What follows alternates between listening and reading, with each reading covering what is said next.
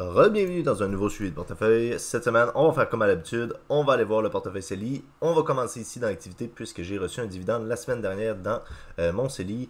Donc le dernier, est-ce qu'on l'avait vu ensemble? Je suis pas certain. Donc le 11, probablement qu'on l'avait vu ensemble la dernière semaine et que je l'avais réinvesti dans FBTC. Cette semaine, on va faire la même chose. En fait, je pense que je l'ai déjà réinvesti, celui-là. Donc, ce call.un là, ce dividende de call.un là, de 5.39, on va aller voir dans mes achats.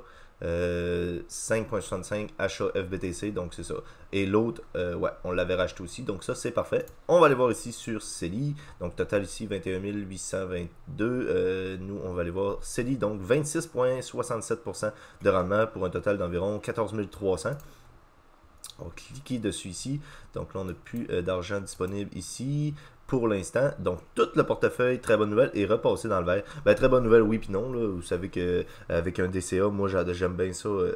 Je le fais une fois par mois, mais j'aime ça racheter dans le rouge. Mais c'est toujours plaisant de voir son portefeuille dans le vert. Là. Donc, je parle évidemment ici de FBTC TD, que ça fait longtemps qu'il était dans le rouge. On les retrouve dans le vert. Donc, c'est toujours une bonne nouvelle. On commence ici avec Call.un à 16,47%.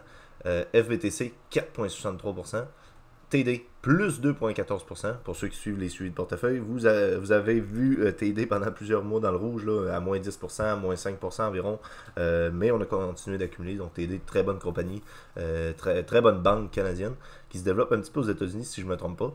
Ensuite de ça, VDY, donc plus 14,99%, donc pratiquement 15%, et VFV à plus 36,35%, donc ça c'est exceptionnel. La position de VFV qui va approcher les 7000$, donc avec mon prochain DCA du mois de octobre, ben, je vais réinvestir 100$ sur ce 300$ là qui va aller dans VFV. Donc là, on va monter à environ 6900. Et donc, d'ici 2 mois, on devrait toucher les 7000$ dans VFV. Là. Donc ça, c'est une très bonne nouvelle. Les autres sont toutes au-dessus de 1000. Même FBTC a dépassé les 1000$. Donc ça, c'est super. FBTC qui va pas être une position très très long terme. Là. Ça va être plus être pour le bull run des cryptos. Là. Si vous connaissez pas ça, c'est pas très grave. Là, mais pour ceux qui connaissent ça, donc on va avoir probablement un bull run dans les prochains mois, prochaines années. Donc là, je vais probablement prendre des profits sur cette position-là pour racheter de mes autres positions ou peut-être faire une nouvelle position.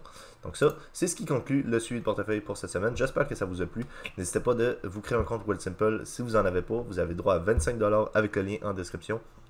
N'hésitez pas aussi de laisser un j'aime, un commentaire, de vous abonner. Nous, on va se revoir la semaine prochaine. D'ici là, prenez soin de vos investissements. Bye!